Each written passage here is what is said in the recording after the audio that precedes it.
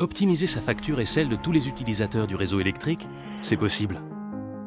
En débranchant pendant l'été les condensateurs fournissant l'énergie réactive aux appareils des sites industriels où ils sont installés.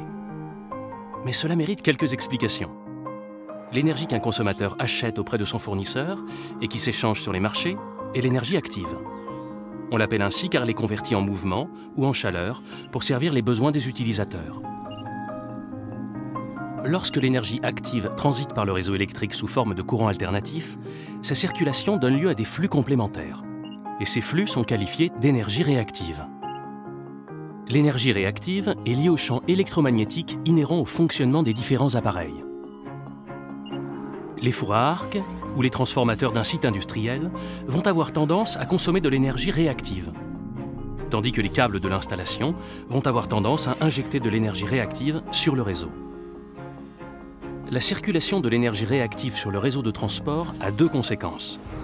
Conséquence 1, une augmentation de courant qui conduit à un échauffement des liaisons et des transformateurs et des pertes plus importantes. Ce qui peut aller jusqu'à devoir surdimensionner les installations du réseau de transport, comme celle du site client, engendrant des coûts supplémentaires. Conséquence 2, des variations de tension. Lorsque la consommation d'électricité est élevée, durant les mois d'hiver notamment, la consommation d'énergie réactive accentue les chutes de tension. À l'extrême, celles-ci peuvent accélérer la survenue d'un écroulement de tension sur le réseau et, dans le pire des cas, mener au blackout. Heureusement, des solutions existent. La compensation de l'énergie réactive au plus près du besoin permet d'éviter qu'elle ne circule sur le réseau. Pour cela, nos clients installent des condensateurs sur leur site qui fournissent l'énergie réactive aux appareils.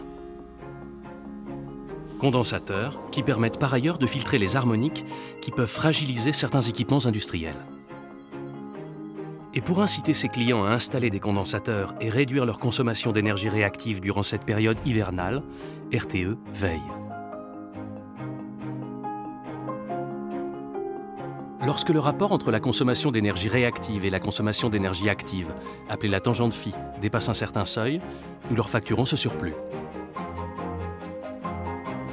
Nous avons également mis en place un service de notification de dépassement d'énergie réactive. Il est activable depuis le portail Service. Nos clients peuvent alors réduire leurs factures tout en contribuant à la gestion du réseau. Mais ceci a un effet pervers, parce que la situation tend à s'inverser d'une saison à l'autre. Les condensateurs, qui permettent de réduire les contraintes de tension basse durant l'hiver, contribuent aujourd'hui à l'apparition de tensions hautes durant l'été et l'intersaison, lorsque le réseau est plus faiblement chargé. Comme on l'a vu, débrancher ces condensateurs n'est pas toujours possible, car ils peuvent être nécessaires au bon fonctionnement du site. Dans d'autres cas, le débranchement des condensateurs pendant l'été est faisable et peut générer des économies.